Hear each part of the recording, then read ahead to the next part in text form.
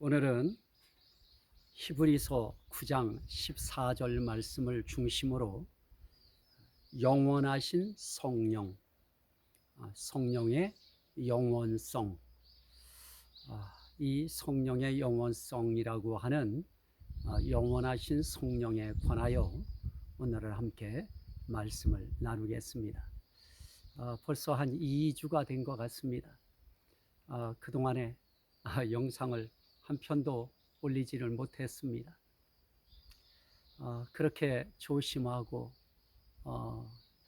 염려하고 그러면서 지냈습니다마는 저도 어쩔 수 없이 이 오미크론이라고 하는 이 오미크론과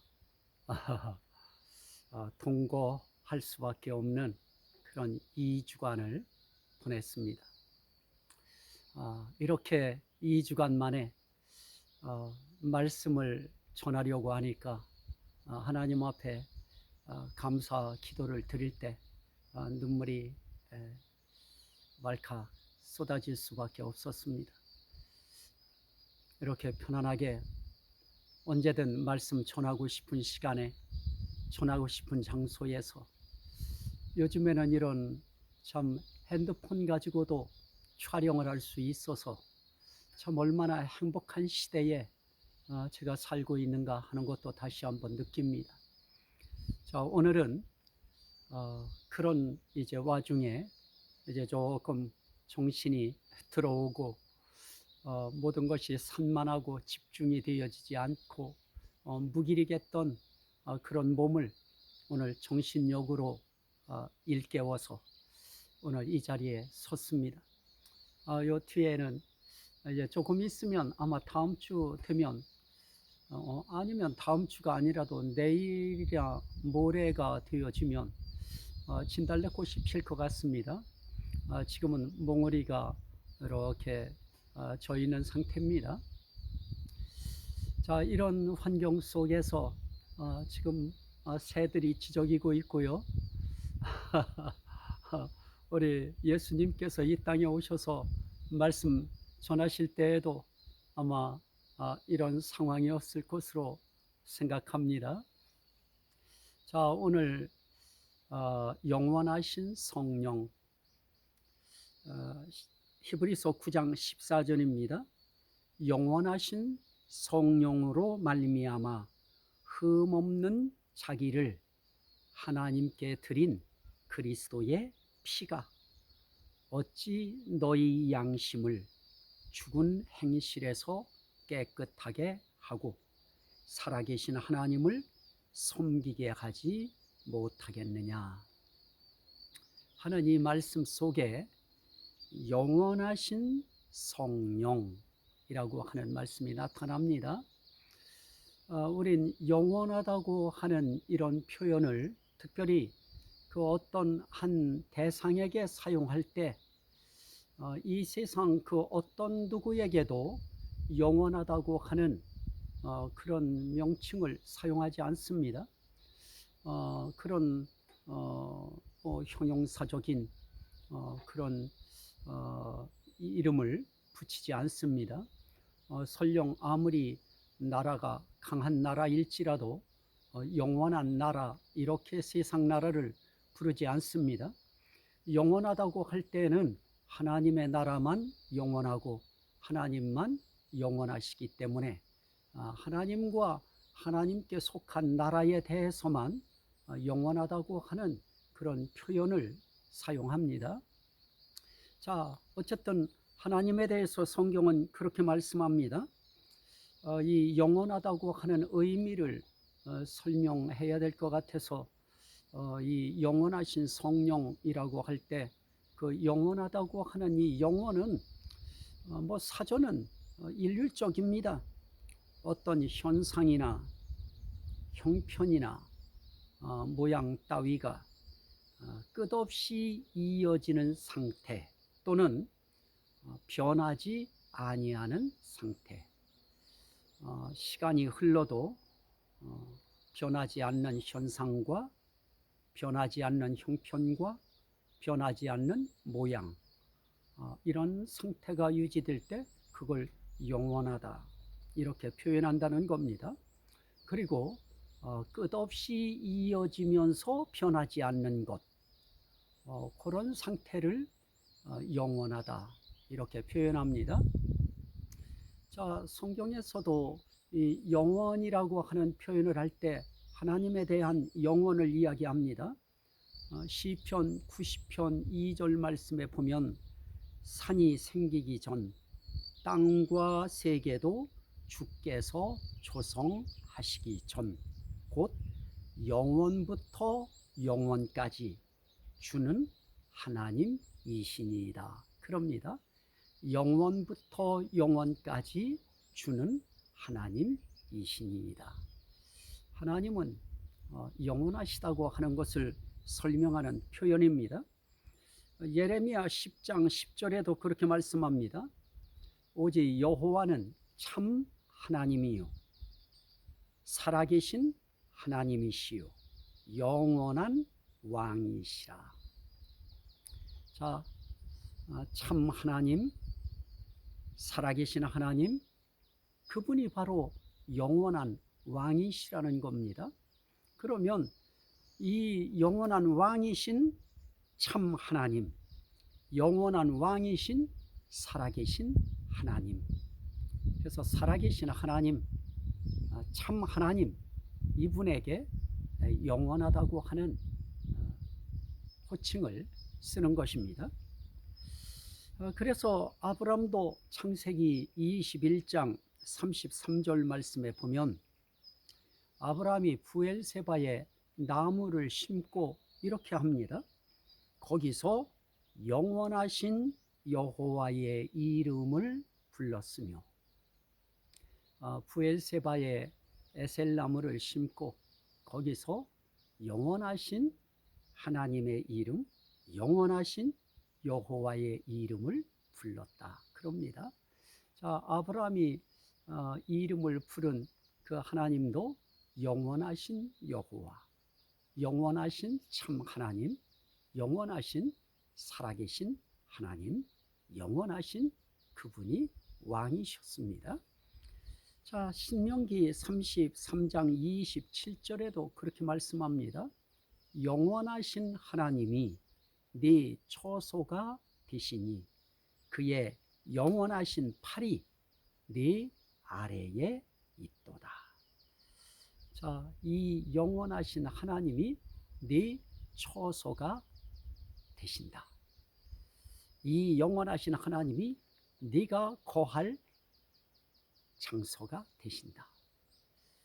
하나님이 네 거처가 되신다. 다시 말하면 하나님이 네가 거할 집이 되신다 하는 그런 의미인 겁니다. 그분이 영원하신 하나님이시다.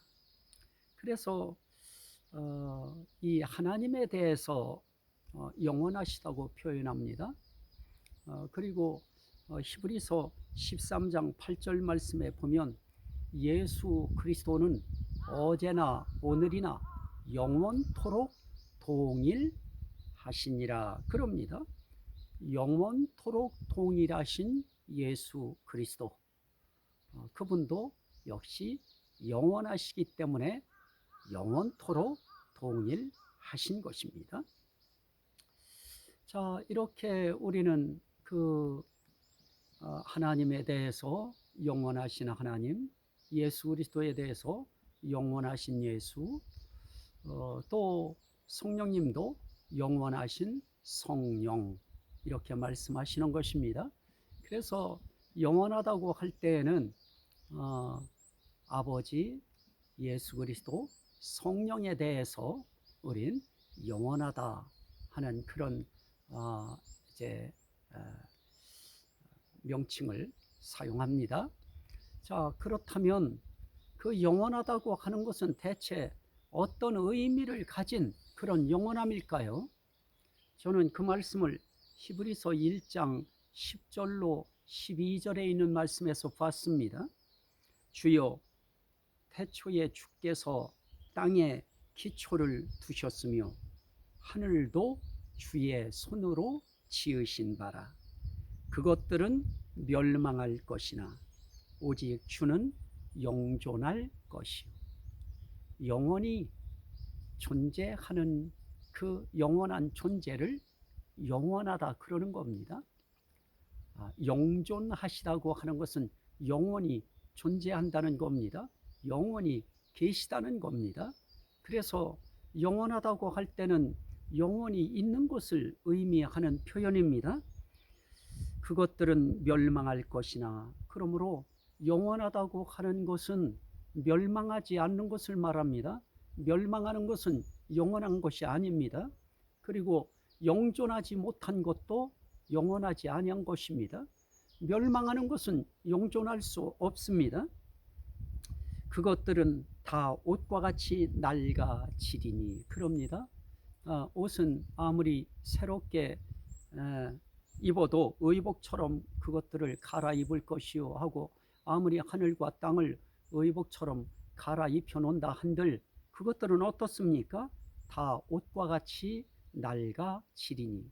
하늘과 땅이라고 하는 것은 결국은 옷과 같이 낡아지는 것입니다. 낡아지는 것은 영원히 존재할 수 있는 것이 아닙니다. 낡아지는 것은 멸망하는 것을 의미하는 한 표현입니다. 또 이렇게 표현합니다. 그것들은 옷과 같이 변할 것이나. 그것들이 무엇입니까? 하늘과 땅입니다. 하늘과 땅은 옷과 같이 변할 것이나. 그렇습니다. 옷을 아무리 갈아입어도, 새 옷으로 갈아입어도 그 새 옷은 낡아집니다. 낡아지는 그 옷은 결국은 변하고 있다고 하는 것입니다. 그렇다면 영원하다고 하는 것은 무엇입니까? 멸망하지 않는 것입니다. 낡아지지 않는 것입니다. 변하지 않는 것입니다. 변하는 것은 이미 영원할 수 없습니다. 낡아지는 것은 영원하지 않다는 것입니다. 멸망하는 것, 영원하지 않은 것입니다. 영원하지 않기에 멸망합니다. 영원하지 않기에 낡아집니다. 영원하지 않기에 변하는 것입니다. 하지만 주는 여전하여 연대가 다함이 없으리라 그럽니다. 자, 이 세상 우리가 하늘과 땅이라고 하는 것을 통하여 이 우주를 다 묶어서 대변하는 그런 이 세상 그 어떤 우주 만물도 영원할 수 없습니다. 다 멸망하게 돼 있습니다. 낡아지고 변합니다. 그것은 영존할 수 없기 때문에 그렇습니다. 하지만 주는 여전하여, 여전하다는 겁니다. 여전하기에 영원한 것입니다. 그리고 연대가 다함이 없으리라. 연대가 다한다 하는 것은 연대가 끝난다는 겁니다. 연대에 종결이 있다는 겁니다. 연대에 종지부가 찍히고 마침표가 생긴다는 것입니다. 끝이 있다는 겁니다. 하지만 연대가 다함이 있다고 하는 것은 그런 의미에서 영원하지 못하다는 겁니다. 하지만 연대가 다함이 없는 그것이야말로 영원한 것입니다. 자, 하나님은 영원하십니다. 예수 그리스도도 그 영원함이 영원토록 동일합니다. 성령님도 마찬가지입니다. 성령님도 영원하십니다.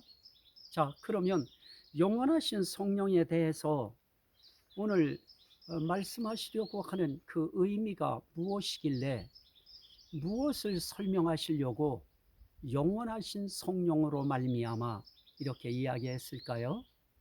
자, 오늘 말씀에 이야기하려고 하는 것은 그겁니다.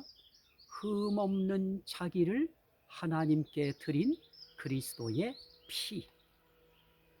자, 우리는 예수 그리스도께서 자신을 하나님께 드리셨다고 말씀합니다.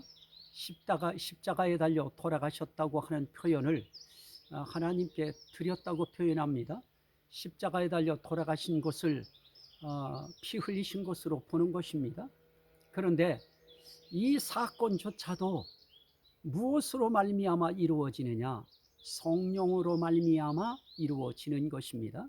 자, 그렇다면 오늘 여기에 그리스도의 하나님께 드리는 흠없는 피라고 할 때 그 흠없는 피는 예수님의 죽으심을 의미합니다. 그러면 예수님의 죽음도 그냥 되어진 죽음이 아니고 성령으로 말미암아 되어진 죽으심입니다. 자, 제가 이야기하려고 하는 의미가 중요합니다.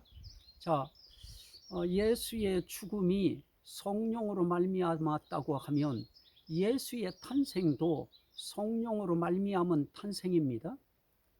자, 그래서 예수 그리스도께서 이 땅에 태어나실 때 성경은 그 사건을 이렇게 표현합니다.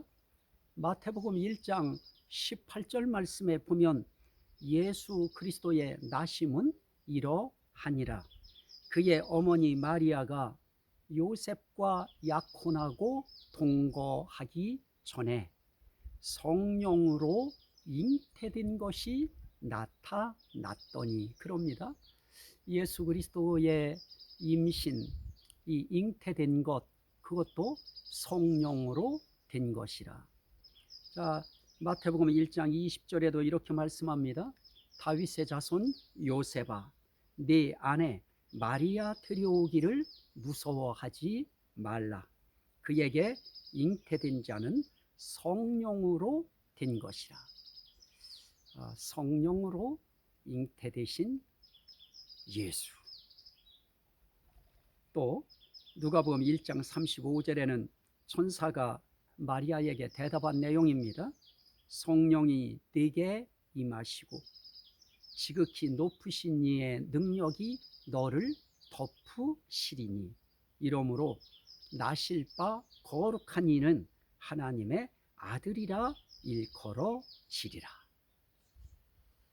자, 오늘 예수 그리스도의 탄생, 예수님이 태어나는 일에도 성령을 통하여, 성령으로 말미암아, 성령에 의하여 예수님이 임신이 되어지고 잉태가 되어지고 탄생하게 되어집니다.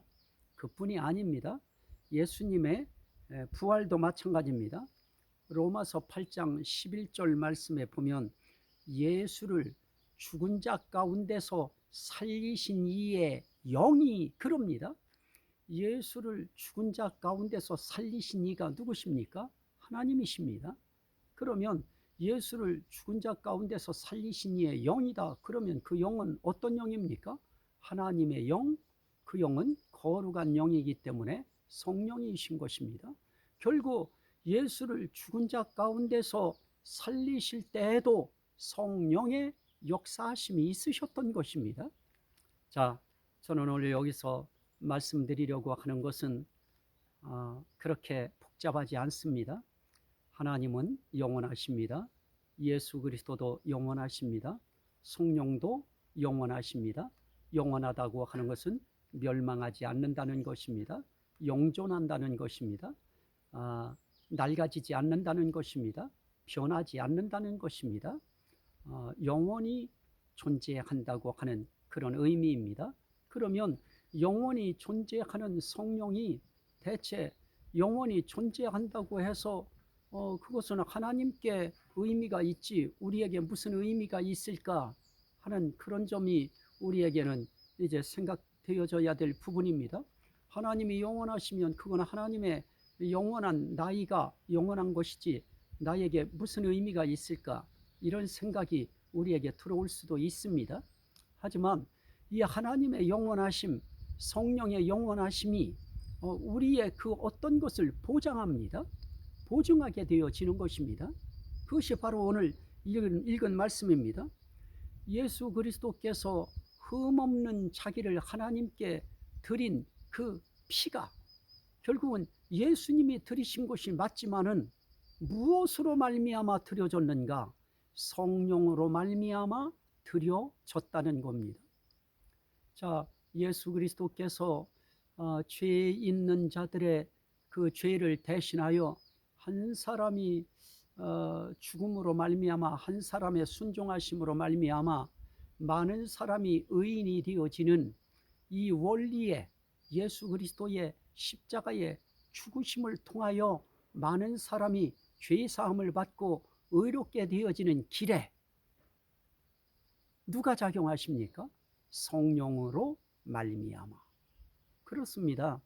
예수 그리스도께서 십자가에 달려 돌아가시는 것도 성령으로 말미암아 되어지는 것이고, 그 십자가의 피가 어떤 효력을 우리에게 줍니까? 성경은 그렇게 말씀합니다. 흠없는 자기를 하나님께 드린 그리스도의 피가 어찌 너희 양심을 죽은 행실에서 깨끗하게 하고 살아계신 하나님을 섬기게 하지 못하겠느냐.